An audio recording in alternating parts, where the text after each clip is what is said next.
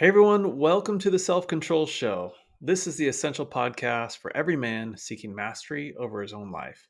Here, we're going to delve deep into the art and science of self control, self regulation, and the intricate workings of the nervous system. Here's your next episode.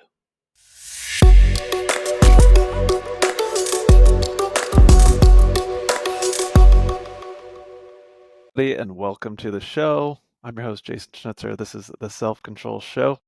And you guys are all very lucky. I have an awesome guest on today, and Sasa Harper. She is just an expert on the nervous system and as it pertains to ADHD. And I've got a bunch of questions for her today on, common problems and things that people who have been diagnosed or maybe undiagnosed with ADHD might be running and bumping up into in your day-to-day life, and how to handle that stuff. So welcome, Sasha. Thank you. So would love to let the listeners in on a little bit about you, and that, like, what was the pivotal moment in your life that, or your journey that kind of led you to specializing in helping, and I'll say really you specialize in high performers, that CEO, businessman or woman, to help manage their ADHD or stress, burnout, anxiety. Well, that's a great question. And I would say probably multiple pivotal moments. The classic ones being burnout in my job when I was a high school physics teacher. Hmm. And then when my marriage ended, those were two big pieces where made me reflect on like, okay, what's going on?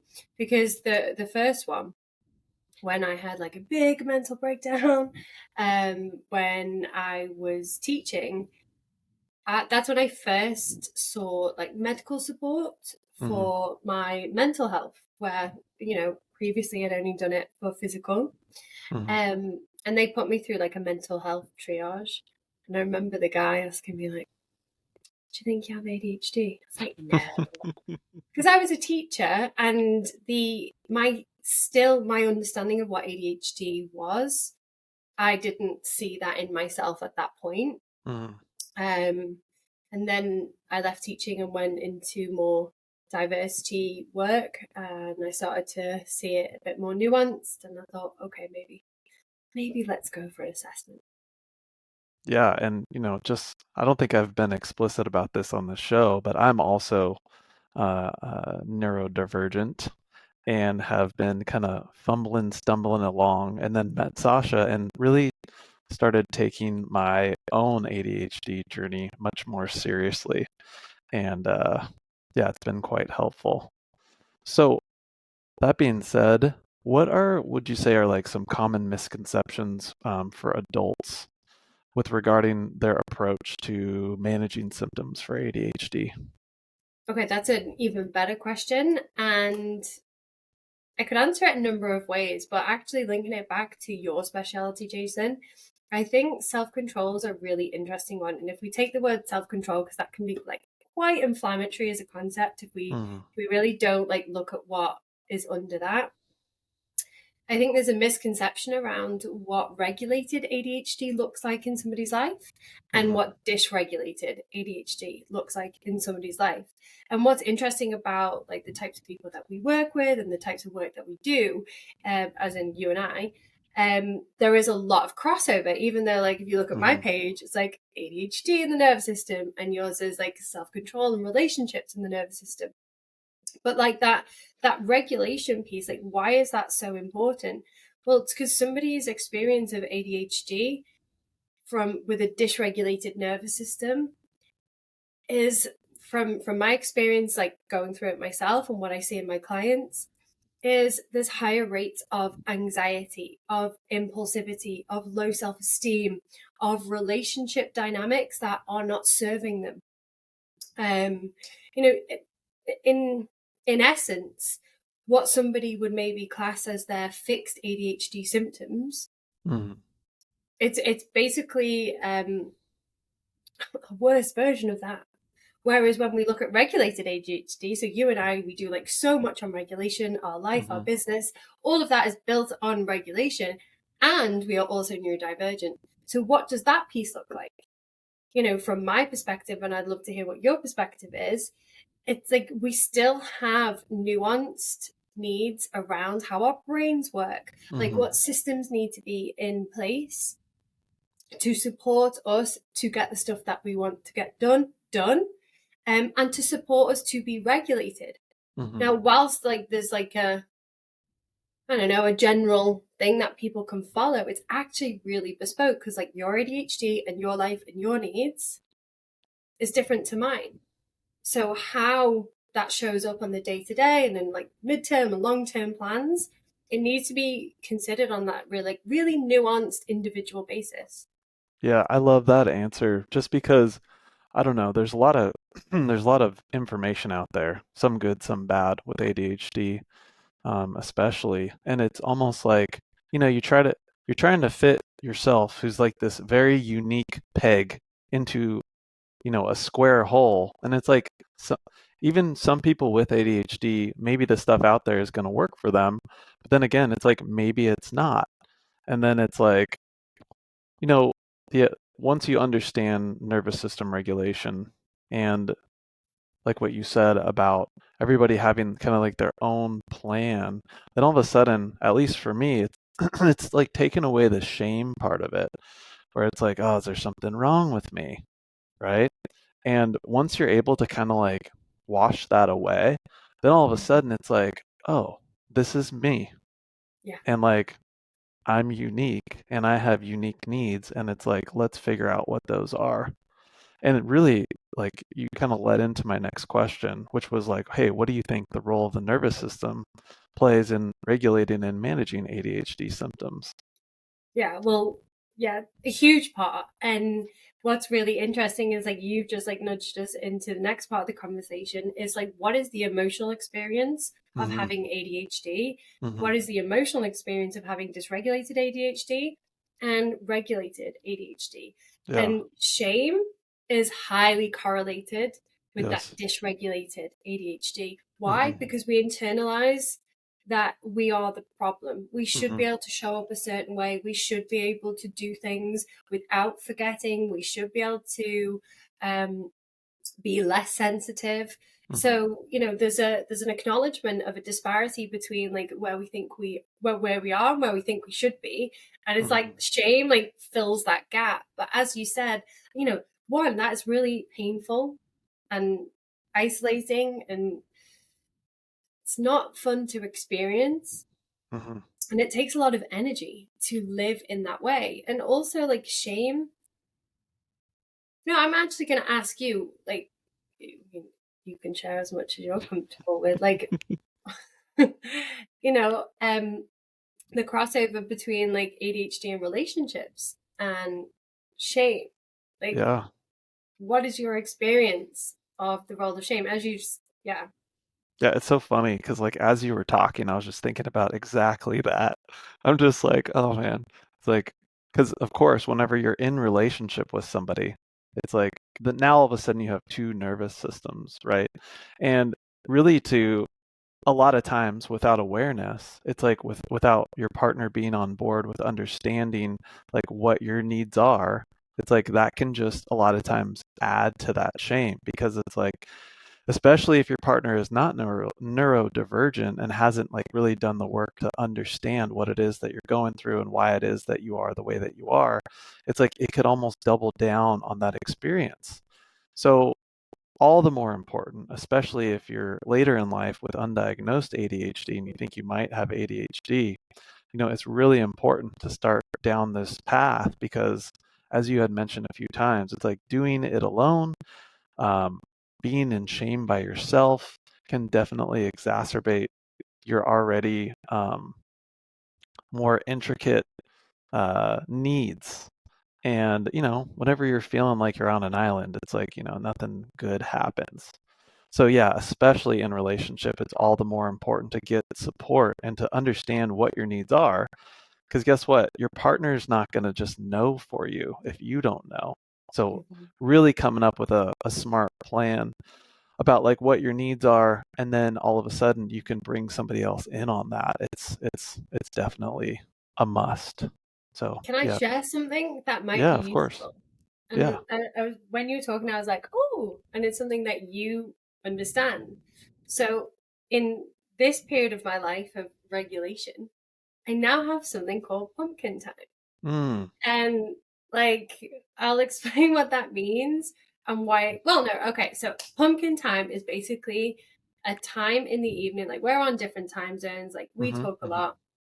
And like, it gets to a certain point in the evening where I know if I continue to socialize, to think, to use my brain or nervous system, I will put it under stress. Mm-hmm. And I will put it under stress to the point where this could be like really dysregulating. It Yeah. could make me feel more anxious. It can make me feel overstimulated, overtired, overwhelmed, and it can then impact my sleep. Mm-hmm. Before I like knew one, I had control over like my time and my emotions and my boundaries and like my nervous system, like as Mm-hmm. a individual like system. Um what would happen, and again it's not to the fault of anyone who is in this situation. However, if they'd done their own nervous system work, it would have looked different. So like, okay, I appreciate I appreciate, as you said, when you've got two nervous systems, if both people have done the work, it would look differently. Mm-hmm. I'm just going to like draw on the experience that I had. So, for example, like I didn't know, like, I'm not blowing my own trumpet, but I can perform like really well in the day, like Mm-hmm. Mm-hmm. intellectually, like really sharp. Yeah. And so it was very confusing for me and the people who knew me to watch a very steep decline in that like intellectual ability, in the ability for me to process information, whether it be like questions, whether it be lights, sounds, smells, anything. Mm-hmm. And so it would get to a certain point in the evening, and especially when I was in relationship with somebody, my ability to process would, as I said, so this massive steep decline. Mm-hmm. So like they might ask a question and I'd pull my face.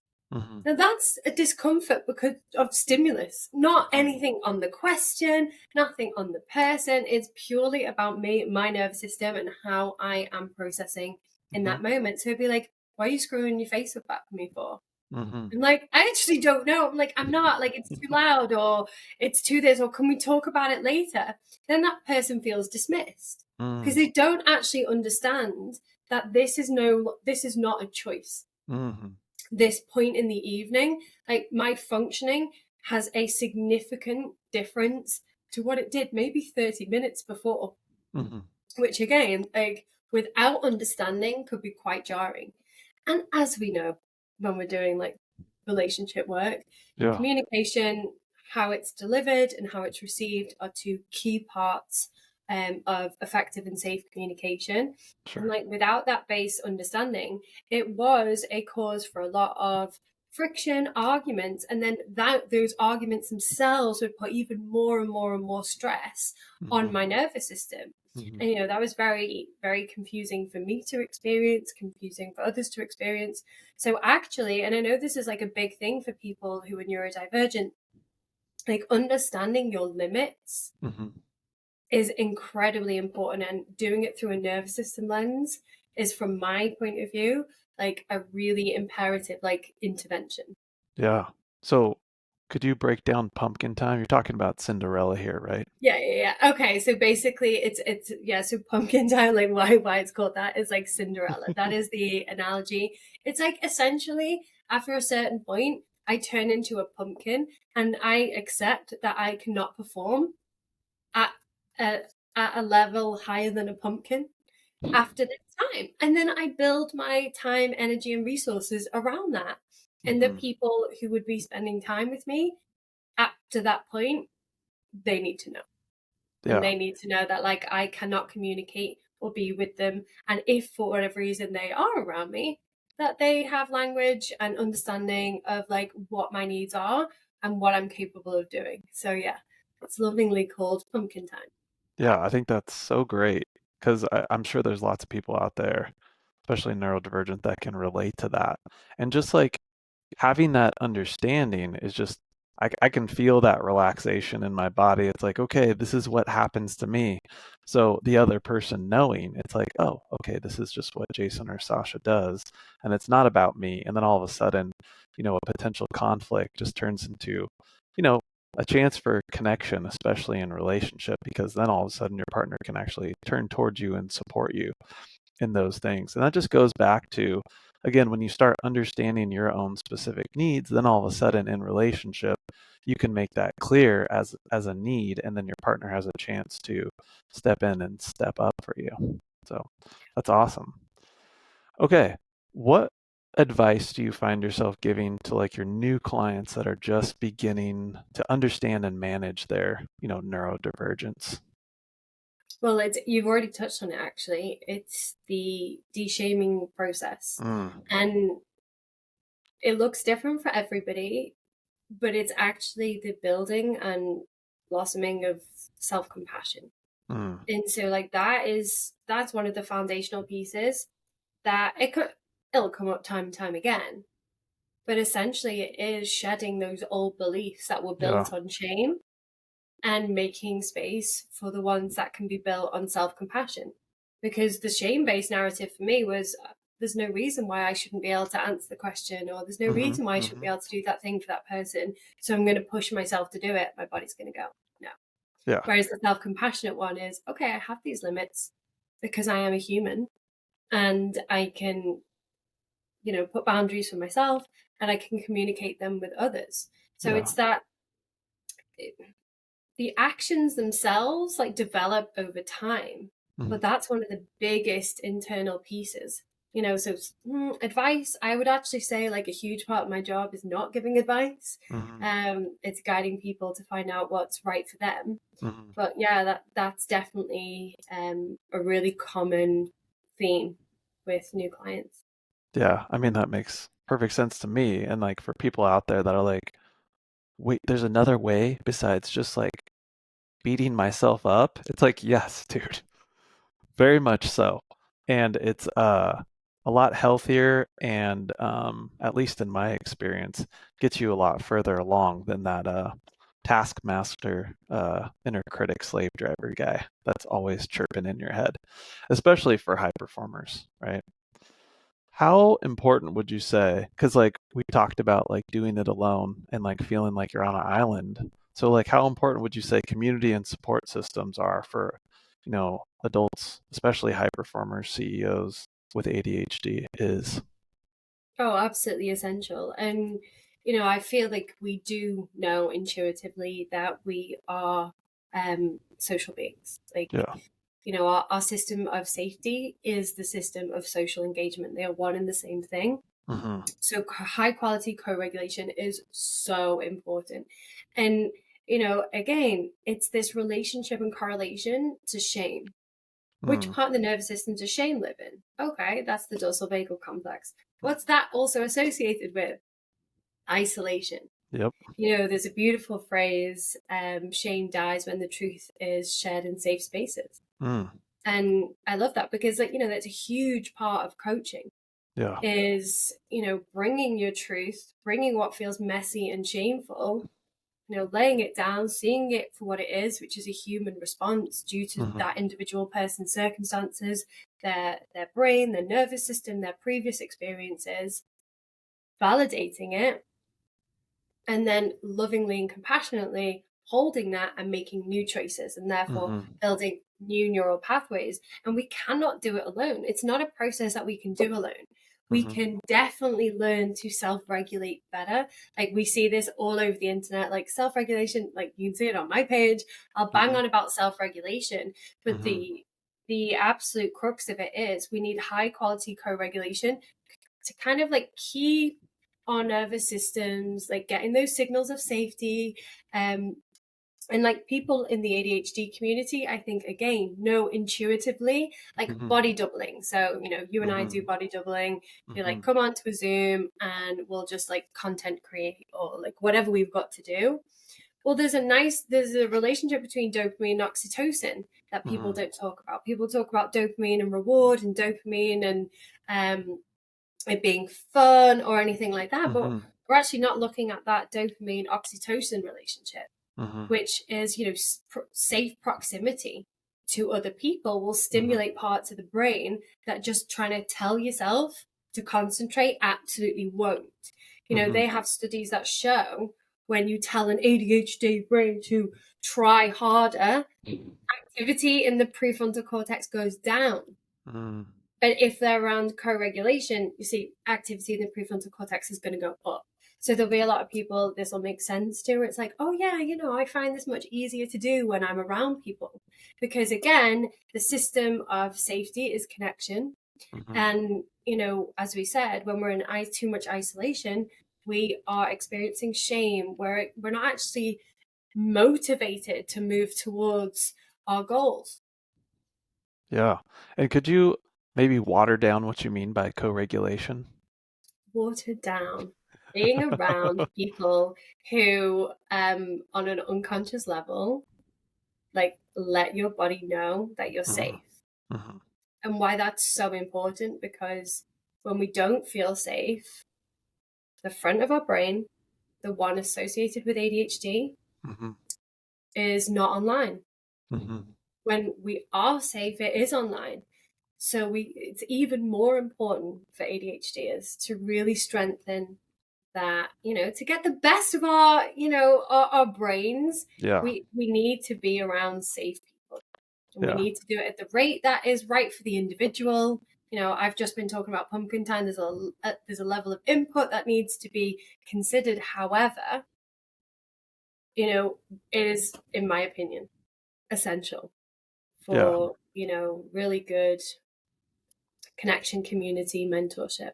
Yeah. So how important is it is essential. It's Yeah, essentially a non-negotiable. And yeah. that's, I mean, one of the best parts about meeting you and our friendship is like every time I talk to you about this stuff, I learn something and I learn something about me. So that's pretty cool. And yeah, body doubling, there's lots of ways to actually, co-regulate, whether it just be like this on a Zoom call in person. But like I think you said, the key is to check in with yourself, with the person that you are with. It's like, how does my body feel when I'm with them? Do I feel safe? Which is really going to allow you to get the most out of that co-regulation. Hmm. Get the most out of your brain, I would say. Yeah, yeah. And that's what we're all trying to do, right? Mm. Do more, be more, have more. Well, that was awesome. And I'm sure all my listeners are going to definitely get a lot out of this talk. And we've been trying to do this for a while, so I'm super glad you were able to carve out some time for us, Sasha. And could you tell everybody if they wanted to learn more about you or working with you, where do you hang out online the most? And yeah, tell us all about that stuff. Yeah, you can find me mostly on Instagram, and that's at Sasa Harper. Cool. All right, guys. Well, thanks for tuning in, and we'll catch you next time.